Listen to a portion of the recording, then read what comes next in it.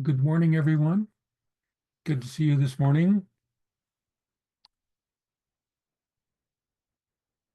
Uh, the title of my talk is Another Look at Views. So, Linda and Nelly have been talking about the Eightfold Path, and in particular, Linda yesterday talked about intentions. Another component of the path is view. Normally, this means having the appropriate understanding of the Dharma. Sometimes it's translated as right understanding rather than right view. The Pali words are samaditi, seeing reality as it really is, or sometimes said, understanding the Four Noble Truths.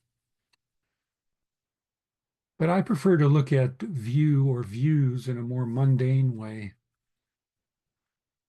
in a way that, I can apply it to my own practice a little easier. So, in a mundane way, as to how we look out at the world and what we see. And in this sense, the views we are having at a particular time very much influence how how we or I respond to things that come up. If we were thinking in a linear way, and as Linda said yesterday, she and things don't always go in a linear way. But anyway, you might say that views shape our intentions, which then shape how we will act. But I'm sure psychologically, things are a lot more complicated than that. Here's an example from my own experience. Recently, I was camping in Death Valley, and I have a large tent that I can actually stand up in. And as often happens in Death Valley, a strong, fierce wind came up during the night. In earlier days, I wouldn't let that bother me. My view was, hey, I survived incredibly strong winds before. I remember a night I spent in the crater Haleakala on Maui, where my tent all night long was being flattened against my face as I lay in my bag. But last year I was camping in the desert in my current tent, and a 60 or 70-mile gust lifted me and my tent off the ground, and I was thrown about 15 feet, landing against my car.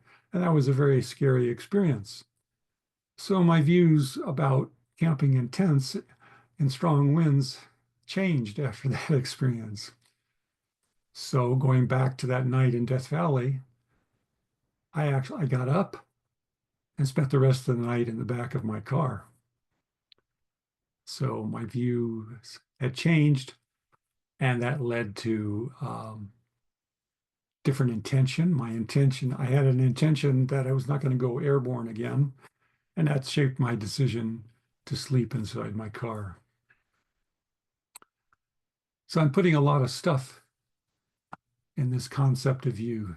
Maybe you wouldn't do that, but putting, lumping all my assumptions, my beliefs, my mindset, such as, whether I'm generally pessimistic or generally optimistic, my current mood, all things that might influence how I am seeing things in the moment.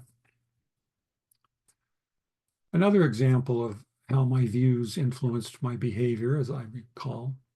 So I grew up in the 50s and the 60s, and I still have some leftover sexist views, as you can imagine. At least my wife tells me so, such as when I'm competing with a girl or a woman in some physical activity, like lifting heavy things or getting that stuck lid off the salsa. I have to be able to, I can't let a woman beat me at that. Anyway, a few years ago, I was camping in Zion, and there's a famous hike there that maybe some of you have done called Angel's Landing. And you hike up the canyon walls for a mile or two. And at the end, there's this horizontal promontory that sticks out several hundred yards and overlooks the canyon floor 1,000 or 2,000 feet below. The difficulty is that to get out there, there are drop-offs on either side. You're just on this very narrow um, ledge. And so you're very exposed, but there's a chain there that, they've built in and you can hold on to that. So when I first saw it, as I got finished hiking up, I said to myself, no, I don't think I need to go any further. But there were some other people doing the hike. And in particular, some young women were ahead of me holding onto the chain and continuing on. Okay, my old leftover sexist views. If they can do it, I can do it. So on I went, where probably if no one else was around, I probably would have happily turned around. Everyone has received an email from a friend or a colleague that proposes something new or strange. I have a slightly pessimistic or doubtful habitual view that I carry around. So when something new is proposed, my first reaction is to think, no, that will never work, or no, I don't want to get involved in that. Others might react from a different mindset, think, yeah, let's do it. When do we start? Again, a view shaping how I respond to something that is presented to me.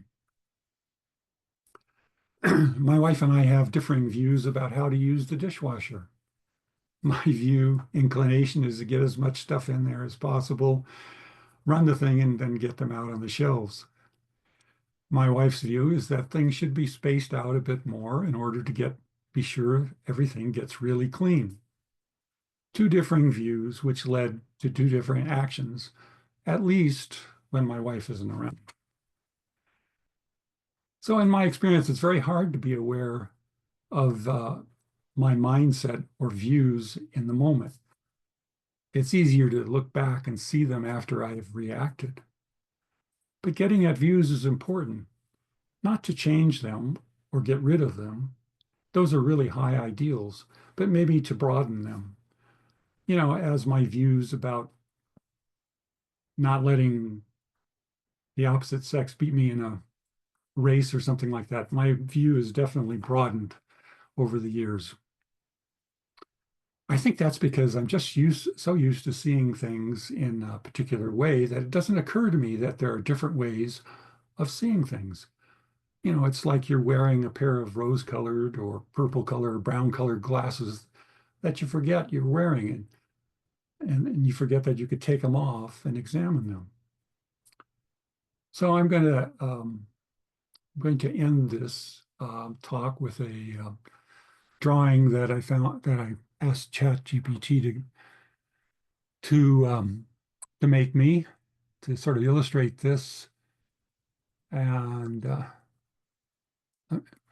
whoops, I can't share, can I? Do I have?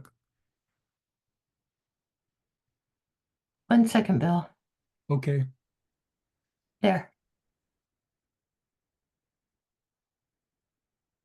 No.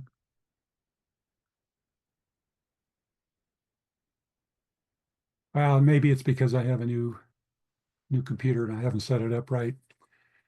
But anyway, it was a drawing of a woman sitting in a coffee shop with her friends. She's wearing glasses. And then I asked ChatGPT to make another drawing, just looking through the lens of her glasses and what she sees in front of her.